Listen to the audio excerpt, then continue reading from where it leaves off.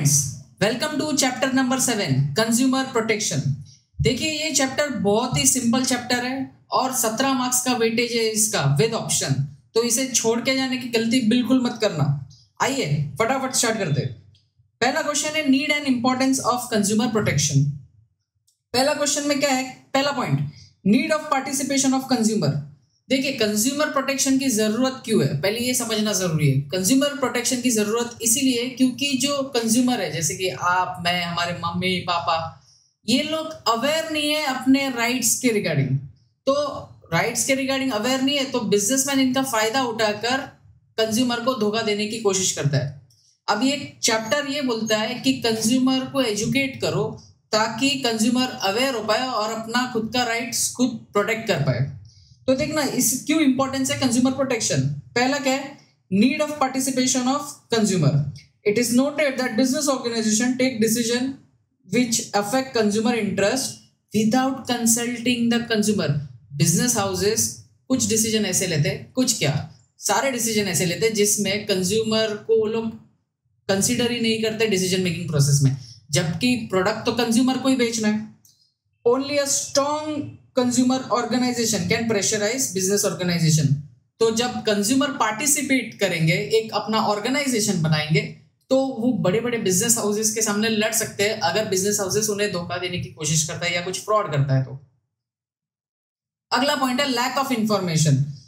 It is difficult to establish direct contact between consumer and manufacturer. हम product लेते तो हमें थोड़ी ना पता है कि कौन मैन्युफैक्चरर है, उस कंपनी का ओनर कौन है, हमें सिर्फ डायरेक्ट प्रोडक्ट से मतलब होता है। तो लैक ऑफ इंफॉर्मेशन है। Because consumer live in dynamic and complex world, they are widely scattered. ये बिखरे पड़े हुए कंज्यूमर्स हमारे। So towards market are full of domestic as well as imported product. मतलब प्रोडक्ट्स कुछ ऐसे आपने देखा होगा मेड इन चाइना, तो चाइना में कौन मैन्युफैक्चरर है हमें तो कोई आइडिया नहीं है। So it is very difficult to get correct and reliable information. तीसरी चीज क्यों जरूरी है, इग्नोरेंस की वजह से। कंज्यूमर इग्नोरेंट है। इग्नोरेंट का मतलब अगर समझो उसने कोई प्रोडक्ट खरीदा तो समझो कुछ डैमेज हो गया, आज के डेट में तो लोग फिर भी बहुत जागरूक है, वो लोग कॉल करते मैन्युफैक्चरर को और रिप्लेसमेंट की मांग करते। पहले तो लोग वो करने को भी शर्माते थे। तो ignorance of consumer is the main cause of exploitation of business. Business exploit करने में माहिर और हम लोग इग्नोर करने में। Consumer in India are mostly ignorant about their rights, market condition, price level, product details. अगला पॉइंट है आपका अनऑर्गेनाइज कंज्यूमर। कंज्यूमर ऑर्गेनाइज नहीं है। ऑर्गेनाइज नहीं है, एक कारण ये है कि सब बिखरे पड़े हुए। दूसरा कारण ये है कि यार किसी को अपने रोजमर्रा का काम छोड़ के ये सब में आने का कोई इंटरेस्ट नहीं लगता। तो वही बोला है कि consumers are widely scattered and not organised, जबकि जो बिजनेस हाउसेस है सारे बिजनेस एक दूसरे के साथ चल के चलते हैं। Consumers are under the influence of businessman, और एक अकेला कंज्यूमर लड़ नहीं सकता ये पावर हाउस के सामने। Spurious goods. स्प्यूरियस गुड्स माने duplicate goods. It is not possible for an ordinary consumer to distinguish between genuine product and its imitation. आप अमेजॉन पे भी देखोगे कि नाइकी के जो प्रोडक्ट्स मिलते हैं वो बहुत ही सस्ते रेट पे 700, 800, 900 रुपए में, जबकि असल में इतना सस्ता है नहीं नाइकी का प्रोडक्ट। बट अगर जब आप प्रोडक्ट मंगाओगे तो उस प्रोडक्ट नाइकी जो 800 रुपए वाला ब्रांड है उसको ढूंढना मुश्किल हो जाएगा कि उसमें क्या कमी है करके, मतलब उसको पहचानना मुश्किल है कि ओरिजिनल है या डुप्लीकेट है। ये इस हद तक का डुप्लीकेट स्प्यूरियस गुड्स चल रहा है और लोगों को लूटा जा रहा है इसके नाम पे। Misleading advertisement. मिसलीडिंग एडवर्टाइजिंग क्या होता है कि some businessman give misleading information about quality, safety and utility of product. मतलब क्वालिटी के बारे में, सेफ्टी के बारे में कुछ गलत लिख दिया, मतलब वो उतना प्रोडक्ट अच्छा नहीं है, बट एडवर्टाइजमेंट करने के टाइम जब प्रोडक्ट पे पैकेट पे लिखने के टाइम सब अच्छी बातें लिखी गई है। Consumers are mislead by the misleading advertisement and do not know the real quality of advertise goods. और रियल क्वालिटी कब पता चलता है, जब हम उसे कंज्यूम करते हैं।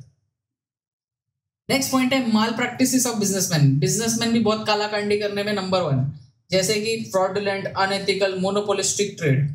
ये सारे कुछ प्रैक्टिसेस है जो बिजनेसमैन करता है एक्सप्लॉइट करने के लिए कंज्यूमर को।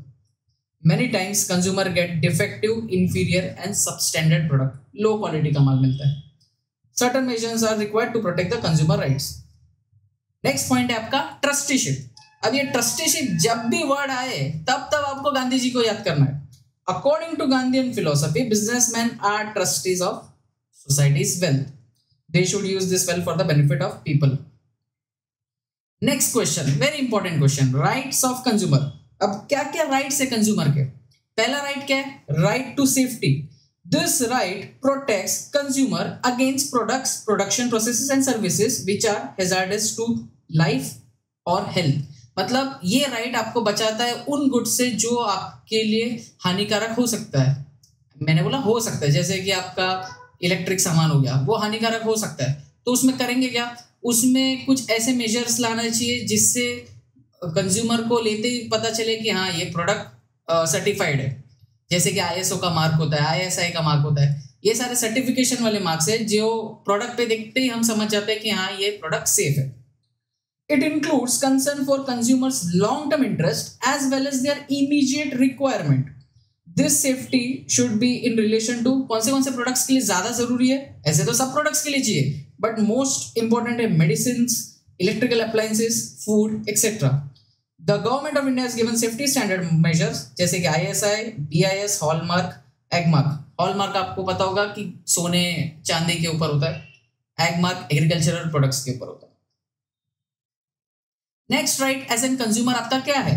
Right to information. आपको पूरा राइट है कि सारा इंफॉर्मेशन आपको पता चले और बिजनेसमैन को कोई भी इंफॉर्मेशन आपसे छुपाना नहीं है. क्या क्या इंफॉर्मेशन है?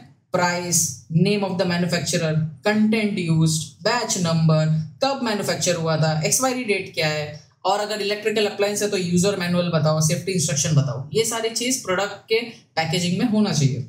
It is applicable to products, food products, medicine, spare parts and other consumer products. Next right आपका क्या है? Right to choose. मतलब आपके पास पूरा अधिकार है कि आपको जो प्रोडक्ट चाहिए वो खरीदना. कोई भी आपसे जबरदस्ती नहीं कर सकता. अगर ये राइट नहीं होता तो मोनोपोली चलती मार्केट में. ध्यान देना कि right the choices available to Indian consumer across the basket of goods and services have multiplied. अलग अलग क्षेत्र में जैसे कि telecommunication, travel and tourism, banking, electronics, fast moving consumer, इन सब जो क्षेत्र है यहाँ पे बहुत सारा प्रोडक्ट मिलता है. मतलब आपको लाइफ बॉय भी मिलेगा, डेटॉल भी मिलेगा, डव भी मिलेगा, अलग अलग. आपको चाहिए तो साबुन ही, बट अलग अलग कैटेगरीज है. According to this right consumer should be given full freedom to select an article as per his requirement, liking, purchasing capacity. जिसकी जितनी क्षमता है, जो पसंद है उनको, उस अनुसार वो लोग अपना प्रोडक्ट चूज कर सकते हैं. और वही बोल रहा है कि as per this result seller can not compel the consumer to buy the product and hence monopoly is prevented. अगला point, right to be heard. अब राइट टू बी हर्ड का मतलब क्या है कि अगर मैं कंप्लेन करूं तो मेरी सुनने वाला कोई होना चाहिए. Every business organisation should listen and solve the complaint of the consumer. According to this right consumer have opportunity to voice their complaint to consumer forum. आपके पास पूरा अधिकार है कि आप अपना कंप्लेंट लेकर जाए कंज्यूमर फोरम में. कंज्यूमर सजेशन भी दे सकते हैं बिजनेस हाउसेस को on the matters like quality, quantity, price, packaging. और आजकल ऑनलाइन और पोर्टल के थ्रू आप अपना क्या बोलते हैं कंप्लेंट फाइल कर सकते हैं. Right to consumer education. आपका पूरा अधिकार है कि आपको एजुकेट किया जाए ऑन योर राइट्स. वही तो आप कर रहा हूं मैं. Every consumer has the right to know about the consumer rights and solution to them problems.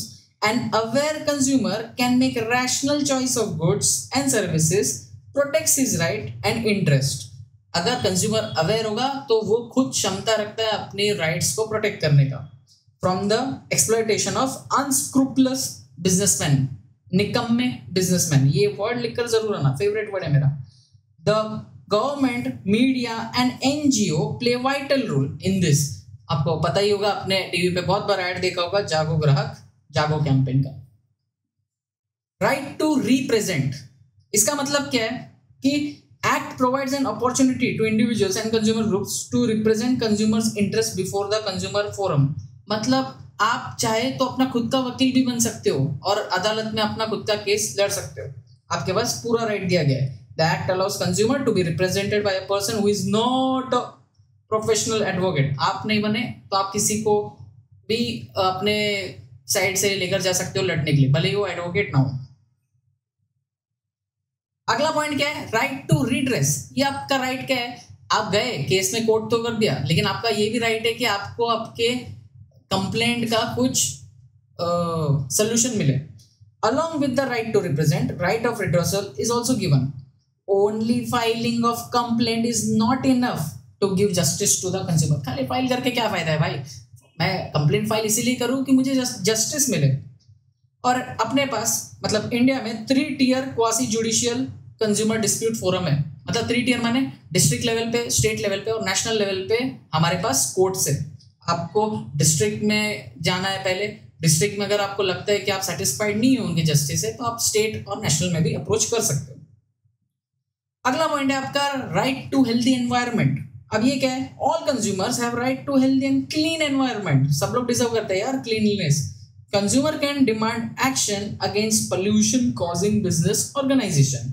All consumers have right to healthy and clean environment in present and future. अगला right क्या है? Right to protect from unfair business practices. आपका right है कि आपको protect किया जाए from unfair business practices. Black marketing मतलब स्मगलिंग या ऐसा कुछ काम करते हो. प्रॉफिटेरिंग मतलब अब जो कंपनी है वो एकदम प्रॉफिट मोटिव से ही बिजनेस में आई है, उसे कुछ फर्क नहीं पड़ता कंज्यूमर को क्या हो रहा है, कुछ नहीं. फॉल्टी वेट्स है, गलत वेट है. एग्जॉर्बिटेंट प्राइस, बहुत ही हाई प्राइसेस है. अडल्ट्रेशन, मिलावट. Right against spurious goods. Spurious हमने पहले ही बोला कि स्प्यूरियस होता है आपका डुप्लीकेट, तो इससे भी आपको प्रोटेक्ट मतलब राइट है आपका कि इससे आपको प्रोटेक्शन मिले. नेक्स्ट क्वेश्चन आते हैं रिस्पॉन्सिबिलिटी ऑफ कंज्यूमर. अभी जो क्वेश्चन था उसमें हमने देखा कि राइट क्या है एक कंज्यूमर का, लेकिन अब हमने देखना है कि रिस्पॉन्सिबिलिटी क्या है, जिम्मेदारी क्या है एज एन कंज्यूमर आपकी. तो देखना, पहला जिम्मेदारी यह है कि consumer should use his rights. पहला जिम्मेदारी तो यही है कि जो ऊपर राइट्स दिए गए उसको आपको यूज करना है. अगला पॉइंट कॉशियस, आपको सावधानी बरतनी है. जब भी आप परचेस करने जाओ, while buying the consumer you should enquire about the quality, quantity, price, utility of goods and services. अगला आपका रिस्पॉन्सिबिलिटी क्या है? अगर आपके साथ आपको लग रहा है कि गलत हुआ है तो आप जाके फाइलिंग करो ना यार complaint. It is the responsibility of consumer to approach the officer concerned and if consumer have some complaint about the goods and services. A delay in complaint may result in expiry of guarantee and warranty. अगर आप delay करोगे complaint करने में तो शायद जो guarantee या warranty आपके प्रोडक्ट पे है वो एक्सपायर हो सकती है. अगली रिस्पॉन्सिबिलिटी क्या है? क्वालिटी कॉन्शियस होने की.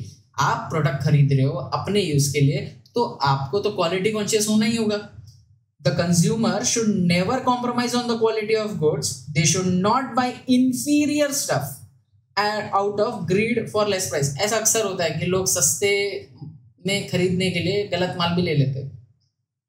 The symbols such as ISI, egg mark, hallmark, FPO, FSI, etc. are indicative of good quality of products. Be aware from exaggerate advertisement. ये बड़ा चढ़ा के करने वाले एडवर्टीजमेंट से दूर रहना है गुरु.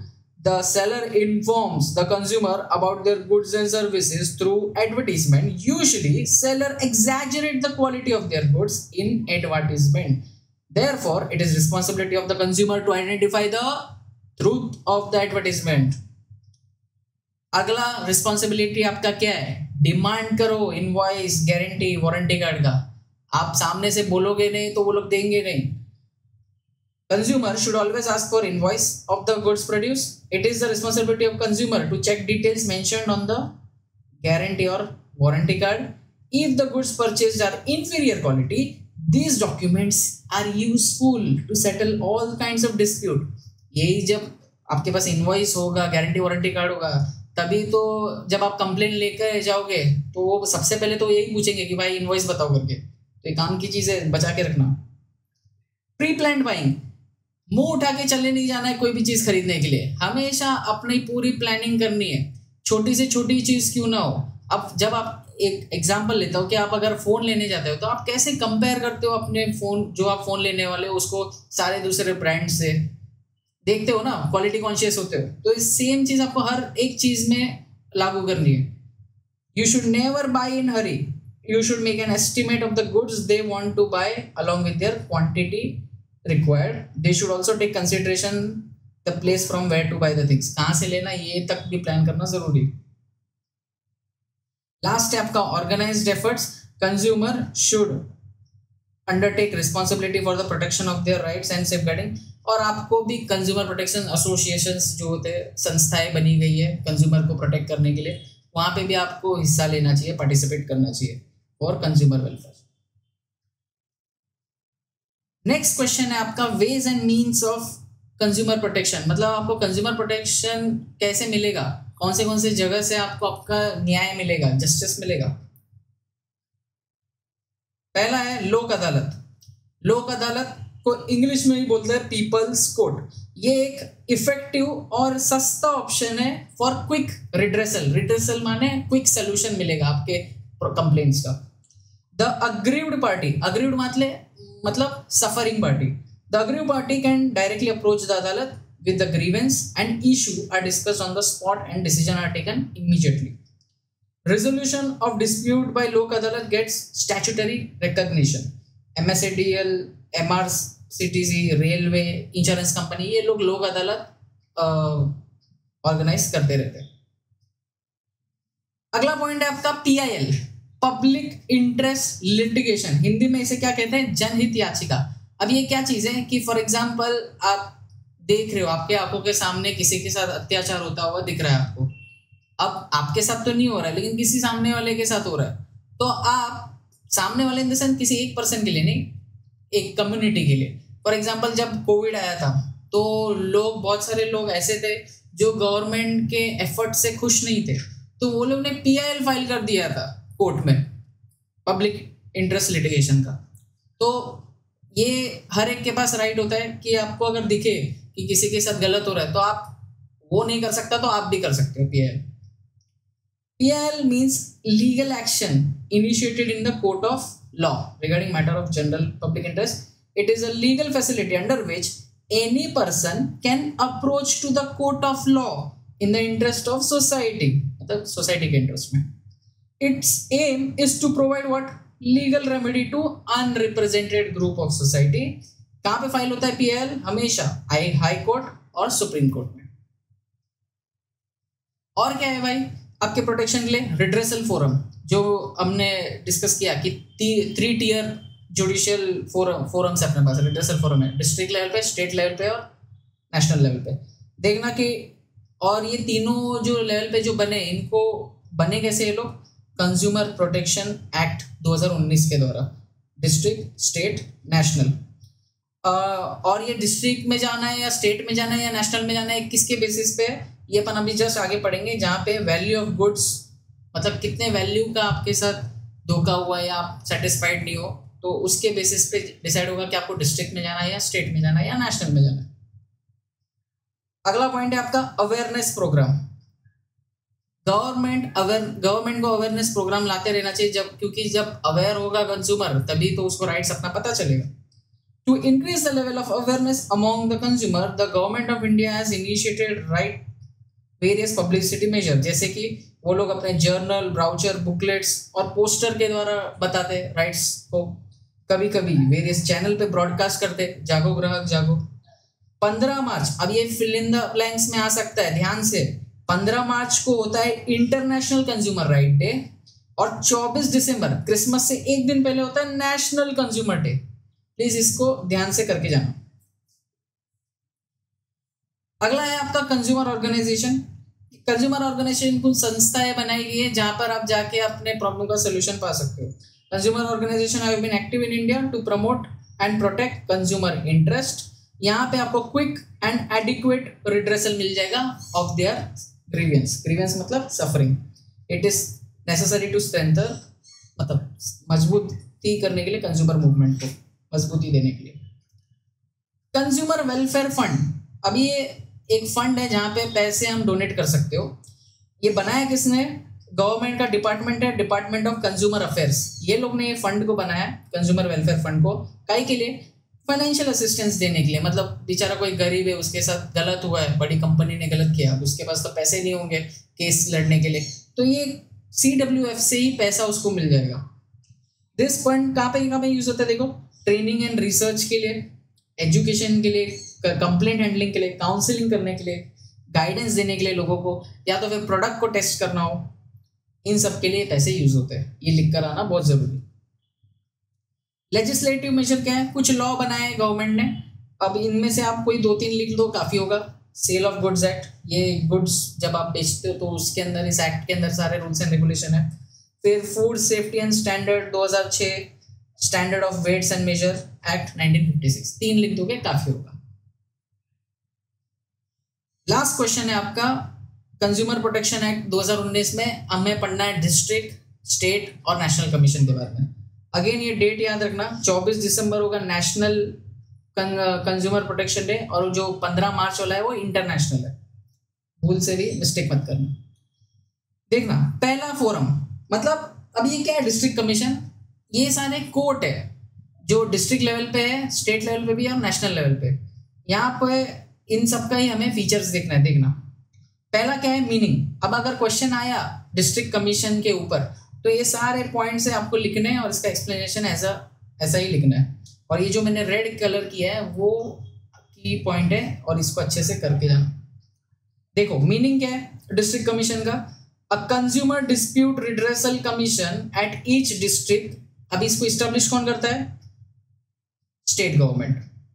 कंपोजिशन, मतलब अब ये डिस्ट्रिक्ट कमीशन में होते कौन है? अ पर्सन, एक प्रेसिडेंट होगा। प्रेसिडेंट किसको बनाएंगे? जो पर्सन या तो सिटिंग, रिटायर्ड या फिर क्वालिफाइड है डिस्ट्रिक्ट जज बनने के लिए, तो उसको हम प्रेसिडेंट बनाएंगे। मेंबर कितने होंगे? 2 से कम तो नहीं होंगे, not less than 2 and not more than the number prescribed. Central government जितना बोलेगी उतना, लेकिन 2 से कम तो बिल्कुल नहीं होगा मेंबर। कितने साल तक ये लोग काम करेंगे? देखो, प्रेसिडेंट तो जब तक उसको until the completion of appointed term, मतलब जब तक उस जितने टर्म के लिए उसको अपॉइंट किया उतने टर्म के लिए। मेंबर्स को 5 इयर्स का दिया गया है, and up to the age of 65 years which ever is earlier. मतलब या मेंबर्स लोग 5 साल तक रह सकते हैं, और अगर वो लोग का बर्थ डेट 65 के ऊपर चला गया, मतलब 66 हो गया, तो फॉर एग्जाम्पल उन लोग को अभी तक सिर्फ 3 ही साल काम हुआ है, वो लोग मेंबर बन के 3 साल हुआ, लेकिन उनका इस साल बर्थडे आया 66 पे, 65 वो लोग ने क्रॉस कर लिया, लेकिन किया कितना उन लोग ने? 3 ही साल। तो इधर क्या बोला? विच एवर इज अर्लियर, तो 66 पहले आ गया, तो इनका मेंबरशिप खत्म। क्वालिफिकेशन क्या बोला है? नॉट लेस देन 35 साल, मतलब 35 साल से ज्यादा की उम्र होनी चाहिए। बैचलर डिग्री होनी चाहिए, मतलब TY/BCom तो किया रहना चाहिए, और एक्सपीरियंस होना चाहिए कम से कम 10 साल का economics, law, commerce, accountancy, industry, public affairs. अभी ये चीजें आपको एज इट इज याद रखना है, क्योंकि ये स्टेट में भी काम आएगा और नेशनल में भी आपको सेम एज इट इज लिखना है। टेरिटोरियल जुरिस्डिक्शन, मतलब इलाका क्या होगा हमारे डिस्ट्रिक्ट कमीशन का? The entire district in which district commission is establish. जिस भी डिस्ट्रिक्ट में वो एस्टेब्लिश्ड है वो पूरा डिस्ट्रिक्ट कवर करेगा। और ये तो हम लोग ने इलाका के हिसाब से देखा। मॉनेटरी वाइज क्या होगा? Monetary wise jurisdiction to entertain complaints where the value of goods as consideration does not exceed 1 crore. मतलब 1 करोड़ से कम वैल्यू का अगर आपका होगा जो गुड्स, तो ही आप इधर डिस्ट्रिक्ट में आ सकते हो। अगर आपका 1 करोड़ से ज्यादा का है तो आपको फिर स्टेट में जाना होगा, स्टेट कमीशन में। Appeal against direct commission orders can be made for the state commission with in 45 days. जिस दिन आपको फॉर एग्जांपल आपने कोर्ट में पास किया ऑर्डर, मतलब डिस्ट्रिक्ट कमीशन गए, आपने कंप्लेंट रेज किया और उन लोग ने जजमेंट भी सुनाया, बट अभी आपको उस जजमेंट से सेटिस्फाइड नहीं हो आप, तो जिस दिन जजमेंट सुनाया वहां से 45 डेज तक आपको अप्रोच करना है स्टेट के लिए, अदरवाइज खत्म नहीं कर पाओगे आप। 45 डेज के अंदर ही आपको स्टेट में अप्रोच करना है। एडिशनल नोट क्या है कि स्टेट गवर्नमेंट के पास पूरा रूल होता है regarding the qualification, retire, recruitment, term of office, resignation, removal of the president, ये सब राइट स्टेट गवर्नमेंट के पास है। एक बार आपने डिस्ट्रिक्ट अच्छे से कर लिया तो फिर स्टेट और नेशनल आराम से हो जाएगा। देखना मीनिंग क्या है, consumer dispute redressal forum eight state level, वो था डिस्ट्रिक्ट लेवल पे, उधर भी किसने एस्टेब्लिश किया था, स्टेट गवर्नमेंट ने, यहाँ पे भी एस्टेब्लिश स्टेट गवर्नमेंट ही करेगा। यहाँ पे कंपोजिशन में प्रेसिडेंट कौन होगा, प्रेसिडेंट वो होगा जो रिटायर्ड है या तो सिटिंग है जज of high court, high court का जज होगा भाई। और इसको अपॉइंट करने वाला कौन होगा, इस प्रेसिडेंट को स्टेट गवर्नमेंट होगी और chief justice of high court, ये दोनों मिलकर डिसाइड करेंगे कि ये बंदा जज बनेगा या नहीं, अरे प्रेसिडेंट बनेगा या नहीं। मेंबर्स कौन है भाई, मेंबर्स यहाँ पे नॉट लेस देन 4, मतलब 4 से ज्यादा ही होना चाहिए। किसमें, स्टेट कमीशन में, सिर्फ डिस्ट्रिक्ट में 2 से ज्यादा होना चाहिए और यहाँ पर 4 से ज्यादा होने चाहिए मेंबर्स। और मतलब 4 मिनिमम है, मैक्सिमम सेंट्रल गवर्नमेंट के हाथों में। टेन्योर क्या होगा, मेंबर्स क्या टेन्योर यहाँ पे भी सेम 5 ईयर्स है, लेकिन यहाँ पे एज बढ़ा के 67 कर दिया है, ये आपको ध्यान रखना है। क्वालिफिकेशन की एज सेम है, नॉट लेस देन 35 साल बैचलर डिग्री और 10 साल ये सब फील्ड में एक्सपीरियंस होना चाहिए। इलाका अब इनका क्या है, उनका इलाका डिस्ट्रिक्ट का था, यहाँ पे इलाका पूरा स्टेट होगा। और मॉनेटरी जुरिस्डिक्शन क्या होगा, jurisdiction to entertain complaints where the value of goods and services exceeds 1 crore but does not exceed 10 crore, मतलब 1 करोड़ से लेके 10 करोड़ रुपए तक का अगर आपका गुड्स का कंप्लेंट है तो आप इस स्टेट कमीशन में आ सकते हो। अपील कैसे करना है, अब समझो आप इस स्टेट कमीशन में आप गए, आपको जस्टिस मिला लेकिन आप सेटिस्फाइड नहीं हो, तो विद इन 30 डेज आपको अप्रोच करना है नेशनल कमीशन में, वहां पर 45 डेज था, याद रखना ये चीज। यहाँ पे एक चीज देखना, टेरिटोरियल जुरिस्डिक्शन में स्टेट, मतलब जितने स्टेट है उतने लोग तो आएंगे ही आएंगे, साथ में जो डिस्ट्रिक्ट में डिस्ट्रिक्ट के ऑर्डर से वो लोग जो लोग सेटिस्फाइड नहीं है वो लोग भी यहाँ पर आएंगे। तो यहाँ पे देखा लिखा हुआ है कि it entertain the original cases as well as appeals against the order of district, ये याद रखना। लास्ट है आपका नेशनल कमीशन। अब जाहिर सी बात है कि consumer dispute forum eight national level establish किसने किया है, ऊपर के दोनों को इस्टेब्लिश स्टेट गवर्नमेंट ने किया था, ये है central government by establish. President यहाँ पे कौन होंगे, पर्सन हु हैज बीन जज ऑफ सुप्रीम कोर्ट, जो सुप्रीम कोर्ट का जज बन चुके हैं वो यहाँ पे के प्रेसिडेंट होंगे। और यहाँ पे कंसल्टेशन किन से लेकर, मतलब प्रेसिडेंट को कौन चूज करेगा, सेंट्रल गवर्नमेंट और chief justice of India. Members यहाँ पे भी सेम, नॉट लेस देन 4 होगा, मतलब 4 से ज्यादा ही मेंबर होने चाहिए। टर्म 5 ईयर्स का है, सेम वही, क्वालिफिकेशन में तो कोई चेंजेस नहीं है, मतलब नेशनल, डिस्ट्रिक्ट, स्टेट तीनों में सेम ही है, not less than 35, bachelor degree, at least 10 year experience in सब फील्ड में। इलाका, टेरिटोरियल जुरिस्डिक्शन, अब यहाँ पे ओरिजिनल केसेस तो लेंगे ही लेंगे, बट ओरिजिनल केसेस मतलब पूरे ऑल ओवर नेशनल, मतलब इंडिया, और साथ साथ वो लोग को भी एंटरटेन करेंगे जो स्टेट के डिसीजन से नाखुश थे। मॉनेटरी जुरिस्डिक्शन क्या होगा, देखिए डिस्ट्रिक्ट का था 1 करोड़ से कम, स्टेट का था 1 करोड़ से लेके 10 करोड़ के बीच में, और ये आपका जो नेशनल कमीशन है वो 10 करोड़ के ऊपर। अपील, यहाँ पे आपको अपील, अभी आपको नेशनल कमीशन से भी अगर आपको सेटिस्फाइड नहीं हो आप, तो आपको जाना होगा फिर last the end supreme court. कितने दिन में, with in 30 days. Additional note, यहाँ पे जो रूल्स एंड रेगुलेशन को चेंज करने का पावर है वो सेंट्रल गवर्नमेंट के पास है, ये ध्यान रखना। और प्रेसिडेंट कितने एज तक काम कर सकता है, 70 ईयर्स तक वो काम कर सकता है, और मेंबर्स 67 ईयर्स तक काम कर सकते हैं। प्रेसिडेंट का जो मैक्सिमम नंबर ऑफ ईयर्स है जो ऑफिस को होल्ड कर सकता है वो है 5 ईयर्स। सेम मेंबर्स भी है, मेंबर्स भी 5 साल तक की होल्ड कर सकते हैं। अभी ये लास्ट वाला पॉइंट देखना, पेनल्टी फॉर नॉन कंप्लायंस। क्या बोलता है कि आपको जो ऑर्डर्स मिले कोर्ट, ये फोरम्स द्वारा, भले वो डिस्ट्रिक्ट से हो या स्टेट से हो, नेशनल हो, जो भी उन्होंने करने बोला है, अगर आपने इनकी बात नहीं मानी तो सीधा आपको जेल में डाल देंगे, कम से कम 1 महीने के लिए या तो फिर 3 साल के लिए, या तो फिर वो लोग आपको फाइन चार्ज करेंगे बिटवीन 25,000 से लेके 1 लाख के बीच में, और अगर आप ज्यादा ही निकम्मे निकले तो दोनों फाइन होगा, मतलब आप जेल में भी जाओगे और फाइन भी भरोगे। देखो इसी के साथ अपना ये चैप्टर हो गया। शॉर्ट 17 मार्क्स है भाई, भूल से भी इसको छोड़ के मत जाना, वेरी इंपॉर्टेंट चैप्टर और वेरी इजी चैप्टर भी, आराम से हो जाएगा। जितना हो सके उतना इन वीडियो को सुनते रहोगे, आंसर लिखने में उतनी आसानी होगी, और इनके पहले वाले सारे रिवीजन वीडियो को भी अच्छे से देख लेना। Thank you.